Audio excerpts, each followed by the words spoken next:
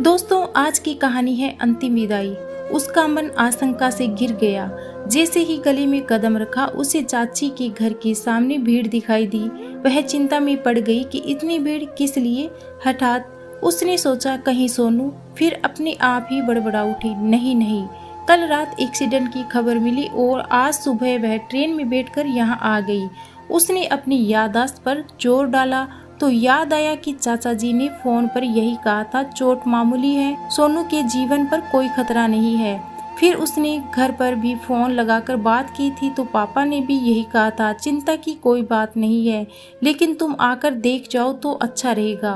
उसे ग्वालियर रेफर कर दिया है। यह तो वह अंदाजा लगा रही थी कि ग्वालियर भेजने का मतलब है चोट ज्यादा ही होगी।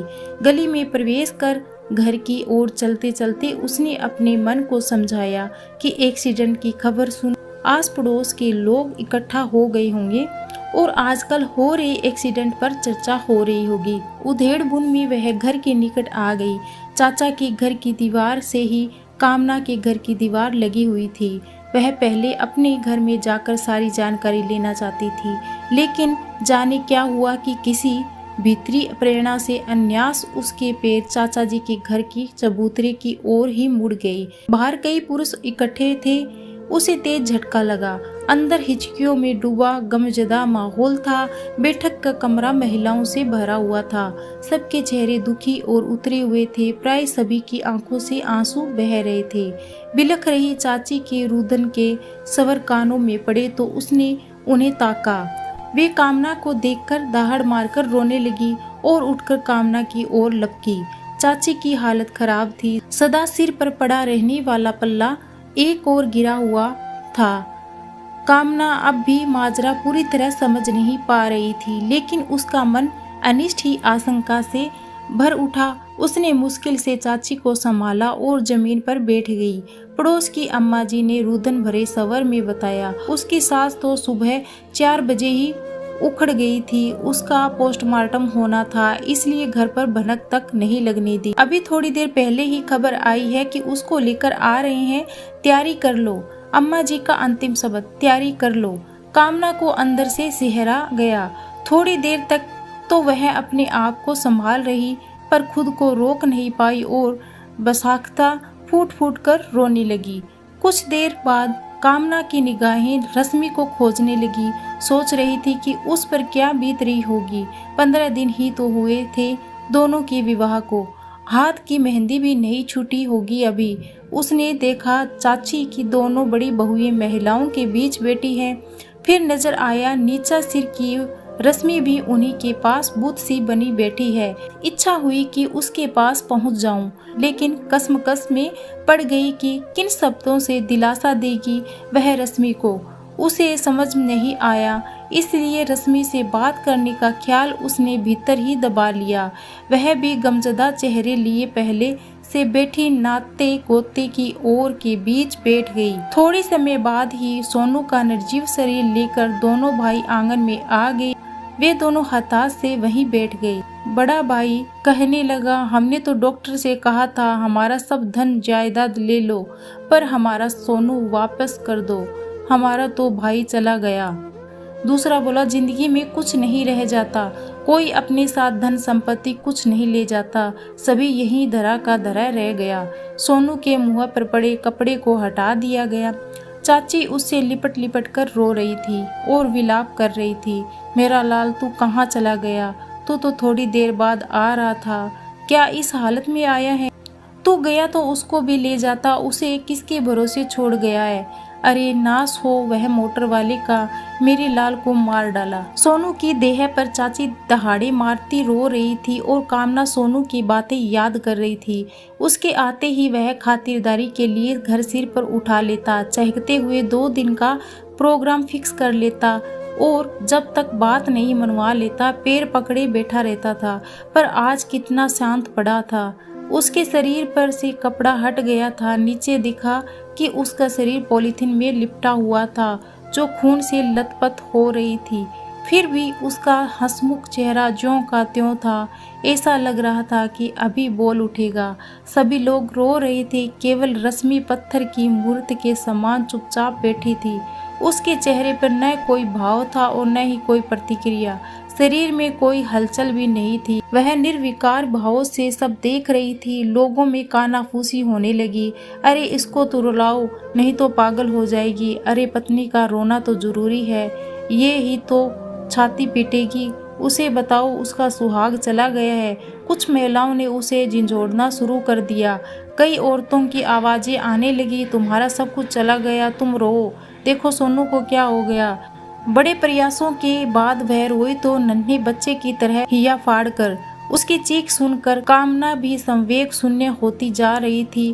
पहले ऐसा मौका कभी नहीं आया था जब उसने पार्थिव देह को इतने पास से देखा हो। कामना ने रश्मि को देखा। उसके मासूम चेहरे पर बिंदी और मांग में सिंदूर था। कितना प्यारा चेहरा लग रहा था। उसे लगा अब ये सब चीजें उससे छीन ली जाएगी। बिना सिंदूर और बिना बिंदी के उसका चेहरा कैसा लगेगा। चाची तो स्वयं विधवाओं को विधवाओं की तरह रहने के पक्षधर है।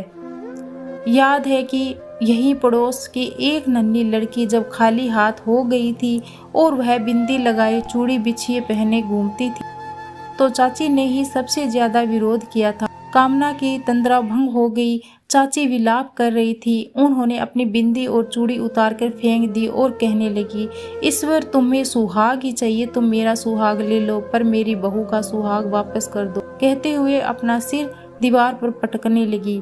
वे बीच बीच में बड़बड़ाती जा रही, रश्मि आज से तुम हमारी सोनू हो, हम तुम्हें कुछ नहीं होने देंगे, हम तुम्हें कहीं नहीं जाने देंगे। वे कुछ देर रुकती फिर बोलना शुरू कर देती थी। वे कहने लगी, मुझे मालूम होता कि मेरे सोनू की उम्र इतनी कम है तो मैं कभी उसका ब्याह नहीं करती, इसकी जिंदगी तो बर्बाद नहीं होती। कामना यह सब सुनकर स्तब्ध थी। उसे लग रहा था कि चाची बहू को ही दोष देगी कि तू मेरे बेटे को खा गई, लेकिन चाची ने ऐसा कुछ नहीं कहा, बल्कि वे रश्मि के प्रति सहानुभूति दिखा रही थी। कामना को लग रहा था कि हो सकता है सबके सामने चाची रश्मि को कुछ नहीं कह रही है। सोनू चाची का सबसे लाडला बेटा, सबसे छोटा होने के कारण लाड का हकदार भी। इस वजह से रश्मि भी चाची की लाडली बहू है। लेकिन इस स्थिति में हर औरत बहू को ही डाकन बताती है। सो कामना को लग रहा था कि बेचारी रश्मि, बेचारी रश्मि। यह वाक्य चाची ने उस दिन कहा था जिस दिन सोनू के ब्याह के बाद रश्मि ने रसोई में प्रवेश किया था और इतने बड़े परिवार के लिए खिचड़ी बनाई थी। दरअसल रश्मि अलहड़ थी और अबोध भी। सुंदर एसी की प्लास्टिक की गुड़िया लगी। उसकी सुंदरता देखकर दूसरी बहुएं जल भुन गई थी। स्त्री सुलभ ईर्ष्या के कारण बचपन में माँ मर गई, सो माँ के लाड की भूखी थी। चाची को देख तो हुलस कर रो उठी। चाची भी द्रवित हो उठी थी। फिर दूसरे दिन अपने अटैची में से निकाल कर अपने बचपन का एल्बम के फोटो सबको दिखा रही थी कि एक फोटो देख चाची काट सी हो गई। बचपन में रश्मि को किसी ने लड़के के कपड़े पहनाकर फोटो खींचा था, वह फोटो सामने था। कामना ने टोका तो चाची ने यादों में बुदबुदाते हुए कहा, ऐसी ही तो लगती थी चिम्मी मेरी चेरिया। फिर लंबी सांस खींचकर रश्मि को खींचकर सीने से लगा लिया था उन्होंने। सब चकित थे। जालिम सास के रूप में ललिता पवार को लज्जा देने वाली चाची में यह परिवर्तन और सबको याद आ गई थी चिम्मी, चाची की सबसे छोटी बेटी जो बचपन में ही अकस्मात चल बसी थी। तब से चाची रश्मि में बहू नहीं संभवतः बेटी देखने लगी थी। सोनू की पार्थिव देह कफन में लपेटकर अंतिम यात्रा पर चल पड़ी। औरतें क्रंदन कर रही थी। कई घंटे ऐसे ही बीत गए। घर के पुरुष अंत्येष्टि करके वापस आ गए थे। कामना ने कंधा देने वाले पुरुषों के कंधों पर तेल लगाया, उससे उनके कंधों से अर्थी का बोझ उतर गया। रिवाज के अनुसार विवाहित लड़कियां रुकती नहीं हैं। कामना भी जाने लगी तो चाची की याचक निगाहों ने उसके पैर बांध दिए। वे फूट फूट कर रोने लगी। फिर फुसफुसाती हुई बोली, तुम रुक जाओ कामना, तुम्हारी रश्मि से खूब पटती है, तुम चली जाओगी तो उसे कौन दिलासा देगा। उन्होंने कामना का हाथ पकड़ लिया। कामना ने कोई उत्तर नहीं दिया, वह चुपचाप खड़ी रही। उसके मनोभाव को ताड़ते हुए उन्होंने कहा, नल पर नहाकर मंदिर के दर्शन कर आओ, वापस जाने का रिवाज हो जाएगा। कामना को फिर झटका लगा। चाची जैसे रूढ़िवादी महिला आज इतना आधुनिक कैसा सोच रही है। कामना वहीं ठहर गई। चाचा के 3 बेटे थे, 2 बड़े बेटे थे और उनकी बहुएं भी हैं। सोनू तीसरा बेटा था। बेटी कोई नहीं थी। बड़े भाई की बेटी कामना को ही इस घर पर बेटी का दर्जा मिला हुआ था। पूरे कुटुंब में चाची तेज तरार और हठीली मानी जाती थी। वे रीति रिवाजों का बखूबी पालन करती थी, यहाँ तक कि उनके चेहरे से लाज का पल्ला भी नहीं उगड़ता था। जब वे अपनी बात पर अडिग हो जाती तो चाचा भी कुछ नहीं कर पाते थे। उनके कारण ही चाचा और पापा में बंटवारा हो गया था। सभी चाची के लड़ाकू स्वभाव से परिचित थे, जिसकी खबर आसपास के तमाम बिरादरी भाइयों में भी फैल गई थी। फलस्वरूप कोई भी अपनी बेटी उनके घर में देने से झिझकता था। अभी 15 दिन पहले ही की तो बात है। मुश्किल से एक गरीब घर मिला जब सोनू का विवाह हुआ। दरवाजे पर बहू बेटे लाते समय रश्मि के मायके से आए डलिया में गुना मैदे का बना गोल कंगन की आकृति का खोजा गया, वह नहीं मिला। शायद रश्मि के घर के लोग वह रखना भूल गए होंगे। तब चाची ने हाय तौबा मचा डाली थी। वे जिद कर रही थी कि गुना के गोल घेरे से बहू का मुंह देखा जाता है। कामना ने उन्हें बड़ी मुश्किल से समझाया, तर्क दिया कि पहले हाथ के कंगन से ही बहू का मुंह देखने का रिवाज था, लेकिन उस समय सभी के पास सोने चांदी के कंगन नहीं हुआ करते थे, इसलिए मैदे के बने कंगन का तरीका निकाला गया होगा। आपके पास तो सोने के कंगन हैं, आप उसी से बहू का मुंह देख लो। मेरी ससुराल में तो आटा मैदे के कंगन की तरफ कोई देखता तक नहीं। वहाँ मेरी भी मुंह दिखाई सोने के कंगन से हुई थी। चाची ने अंततः कामना की बात मान ली थी। आज तीसरा दिन था। रश्मि का श्रृंगार उतरना था। पड़ोस की महिलाएं जैसे ही उसकी चूड़ियां उतारने लगी तो चाची अरावली पर्वत की तरह बीच में आकर खड़ी हो गई और रोते हुए बोली, इसका यह रूप मैं कैसे देख पाऊंगी। इसको देख देख कर और ज्यादा याद आएगी कि मेरा सोनू नहीं है। इसे ये सब चीजें बख्श दो, मैं तुम्हारे आगे हाथ जोड़ती हूँ, कहकर वे गिड़गिड़ाने लगी। उनके रुदन में इतनी कसक, इतनी वेदना और इतनी तड़प थी कि महिलाओं के हाथ रुक गए। उनमें से एक बोली, तुम ठीक कहती हो कस्तूरी, लेकिन आज के दिन सब बहुएं अपना सुहाग का सामान नया पहनेगी। इसका भी तो सुहाग का सामान बदल देना चाहिए। रश्मि को भी वे सब सामान नए पहनाए गए। वह फिर से नई नवेली दुल्हन की तरह लग रही थी। चाची उसे लिपटकर रोने लगी। धीरे धीरे समय गुजरता जा रहा था। कामना बीच में 6 मासी के लिए चाची के यहाँ आई तो पता चला कि चाची ने रश्मि के दहेज का सारा सामान एक कमरे में बंद करके रख दिया है। चाची कामना को एकांत में ले गई और धीरे से बोली, कम्मो अब तो तू एक अच्छा सा लड़का देख दे, उसने सुख ही काम भोगा है। हम अपने आगे रश्मि का ब्याह कर दे तो हमें शांति मिल जाएगी। देख, इसका सारा सामान कमरे में बंद कर दिया है, जिसमें इसका सामान कोई न काम में ले। ये यहाँ रहती है तो दोनों बहुएं इससे बहुत काम कराती है, इसलिए मैं इसे कभी कभी मायके पहुँचा देती हूँ। कहते कहते उनकी आवाज़ भर्रा गई। थोड़ा रुककर वे फिर से बोली, मुझे मालूम होता कि मेरा सोनू एक जन्म भी इसका साथ नहीं दे पाएगा तो मैं इसे ब्याह कर न लाती, कहकर वे बिलखने लगी। कामना उन्हें दिलासा देते हुए सोच रही थी कि चाची का यह विचार तो बहुत अच्छा है। वे पुण्य बोल उठी, देख उसके माँ बाप तो गरीब हैं, यही ब्याह उन्होंने बड़ी मुश्किल से किया था। तुम रुपए पैसे की चिंता मत कर, हम करेंगे शादी, हम करेंगे कन्यादान। कामना को चाची के चेहरे पर अडिग निश्चय का भाव दिखाई दिया। ये सब सुनकर वह निश्चित हो गई थी कि चाची रश्मि का ख्याल रखेगी और उसे कोई तकलीफ नहीं होने देगी। समय निकलते देर नहीं लगी। रश्मि का भी ग्रेजुएशन पूरा हो चुका था। चाची ने हट करके उसे परीक्षा दिलवाई थी। जब रश्मि ने ही फोन पर बताया कि चाची रात को जाग जाग कर उसे चाय पिलाती थी और परीक्षा के लिए प्रोत्साहित करती थी। कामना भी चाची के बदलते व्यवहार पर खुश हो गई थी। सोनू को गुजरे पूरा 1 वर्ष बीत गया था। कामना रश्मि के दुख को भूलकर अपने परिवार में व्यस्त हो गई थी। अचानक चाची का फोन आया। उन्होंने बताया कि रश्मि की शादी तय कर दी है। लड़का बैंक में है, उसकी पत्नी भी एक एक्सीडेंट में चली बसी थी। शादी का मुहूर्त जल्दी का निकाला है। इसलिए सब काम तेजी में चल रहा है। चाची का कहना था कि कार्ड का इंतजार नहीं करना, जल्दी आ जाना। शादी की नियत तिथि आ गई थी। कामना अपने परिवार के साथ वहां आई।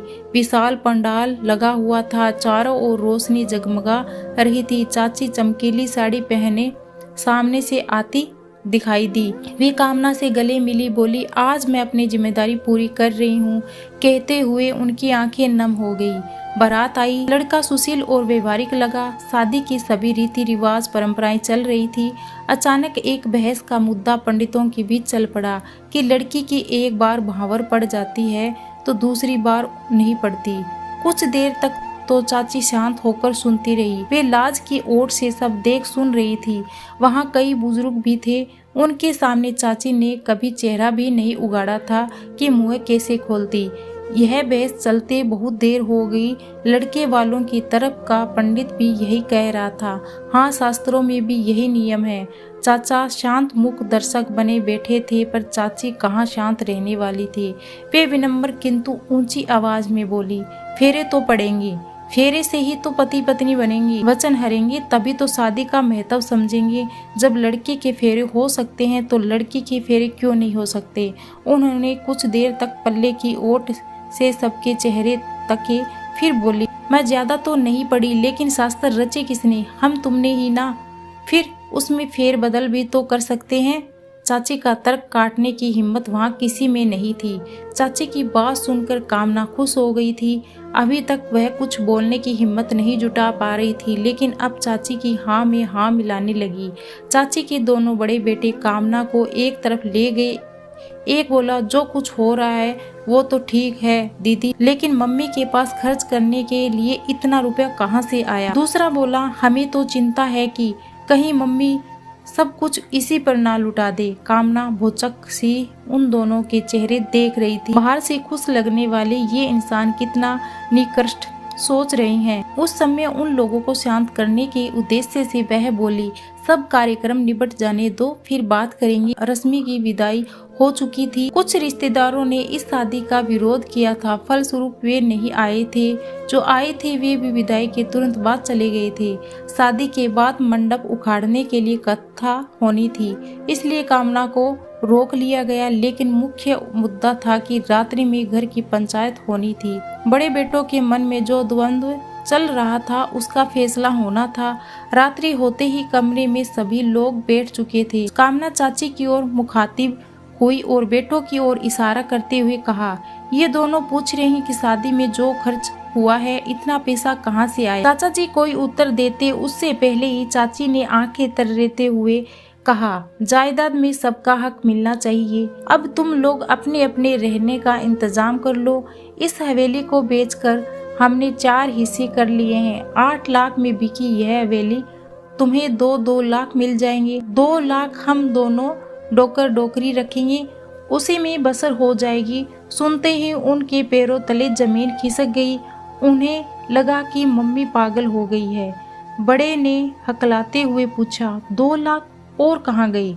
चाची लंबी सांस खींचकर बोली, सोनू जिंदा होता तो उसको ये हिस्सा मिलता, इसलिए रश्मि की शादी में वो रुपए लगा दिए। सुनते ही दोनों बेटे बहुएं पैर पटकते हुए अंदर चले गए। चाची का विरोध करने की हिम्मत किसी में नहीं थी। चाची आराम से बैठी थी। उनके चेहरे पर निश्चिंता के भाव थे। ऐसा लग रहा था कि उन्होंने रश्मि की विदाई कर सोनू की अंतिम विदाई आज की। तो दोस्तों, आज की कहानी आपको कैसे लगी कमेंट्स करके जरूर बताएं और वीडियो पूरा देखने के लिए आपका बहुत बहुत धन्यवाद।